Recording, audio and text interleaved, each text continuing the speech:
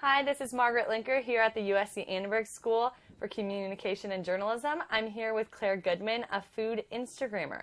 Claire, thank you so much for being here today. Yes, of course. Thank you for having me. Yeah, very nice to see you. So tell me why you wanted to start your food Instagram. I know you have your own feed, but you started this new Instagram account, Charmed by Food, kind of recently. Tell me why you wanted to get into that.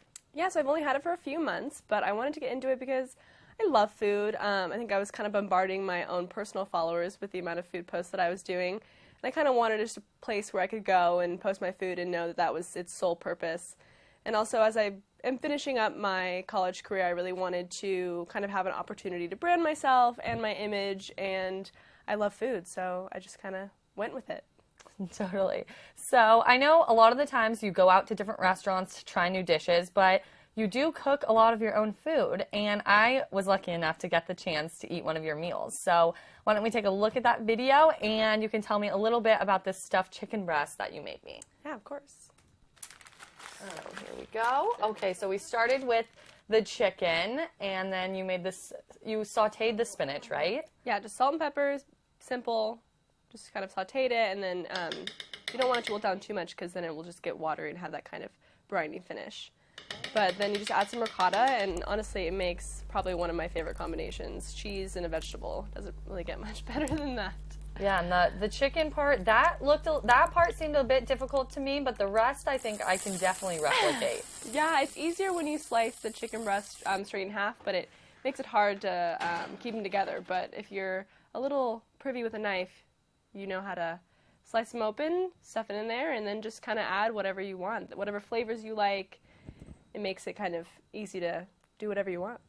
Yeah, well, I'm glad. That was very delicious, and we also had some tomatoes with that, right? What did you put on top of the chicken? Yeah, I'm a big fan of Whole Foods. I try not to go there very often because it gets me in trouble, but Whole paycheck, right? Yeah, whole paycheck. But they have a pre-marinated bar, and so I went and got some of their roasted garlic and tomatoes, just sauteed it up at home, and kind of makes a good cheat sauce in terms of still being pure and good for you, but, you know, saves you some time on a Monday night. Yes, I'm all about the time saving with the Trader Joe's meals and all of that. So I know you use your phone for editing, and a lot goes into this kind of behind the scenes of food Instagramming. So tell me about your process with that. Why don't we look at a video? I know I got to watch you do some editing, so why don't you tell me about your favorite apps and all of that. Let's get this queued up here. So I used to always use ViscoCam, but it's kind of started to give my pictures a grainy look, and I had a friend turn me on to the Foodie app. So it actually has filters catered towards what food item you're trying to filter. Oh my God. Yeah, so I usually don't follow their rules, but it does help sometimes. Kind of gives me that first idea of what I want to do. But it really just makes the colors pop and, you know, come up with a caption. Hashtagging is kind of, I hated doing it on my personal account, but in the foodie world, if you want other people to see your food, you kind of got to market yourself via hashtags and all that good stuff, because it gets your pictures out to a wider audience than your followers, and it helps you kind of create that ground base of more people seeing your photos, following your account, and you know, hopefully I'll get a K after my following. I'll get that 1K. Oh my gosh, we'll definitely goal. have to celebrate. And oh, look at those pictures are just beautiful, Claire. Oh, such delicious food, both that you've made and that you've had in the restaurants. So I know you go out to eat a lot. I do. You try a lot of new dishes. So if you could tell me maybe do you think the best dish you've ever had at a restaurant? I know that's a tough question, but I'm hoping you can give us a fun answer. That is a really tough question. I'm going to have to go with one of my favorite restaurants just because it's near and dear to my heart. Chez Melange in Riviera Village.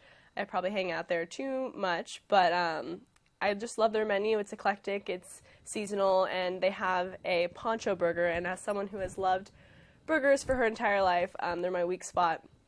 It's a open-faced burger with hot sauce and avocado, and I mean, it's kind of one of those sinful dishes that you really shouldn't eat by yourself, but it's just so good, and it's so everything that you want in a burger, and you get to eat it with a knife and fork, so it kind of, you're eating a burger, but you feel a little fancy while you're doing it, and that's probably one of my favorite things I've ever had.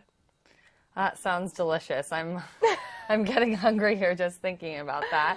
And so you usually go out to eat in the South Bay, correct? In the downtown area. Are there any up and coming restaurants you would maybe recommend for a nice dinner, a date night, anything like that? I love Riviera Village. I mean, the South Bay in general is great. I love the Village just because you can walk around. They have the little bistro lights up down Catalina Avenue. They're actually putting in a gastro pub upcoming this summer. That's going to be awesome. It's going to have an outdoor patio. Wow. But I think down there, I mean, you can get anything from a quick brunch to Bottle Inn has great Italian food, as does Bottega Romana. Bottolino Kitchen, though, in terms of Italian food, if you want a great date night, they have amazing food. I actually had the privilege of taking a pasta making class there, and they're just family run, good food, good drinks, cocktails. Can't go wrong. Oh my gosh, well, yum. Well, thank you so much for being here today. It was nice to get a little bit of the behind the scenes of food Instagramming, and hopefully you'll get that 1K followers soon. Everyone can go follow Claire at Charmed by Food on Instagram, and I hope you have a great rest of your day. Everyone, get out there, try some new dishes. Thanks for watching. I'm Margaret Lenker here at Studio A at the USC Annenberg School for Communication and Journalism.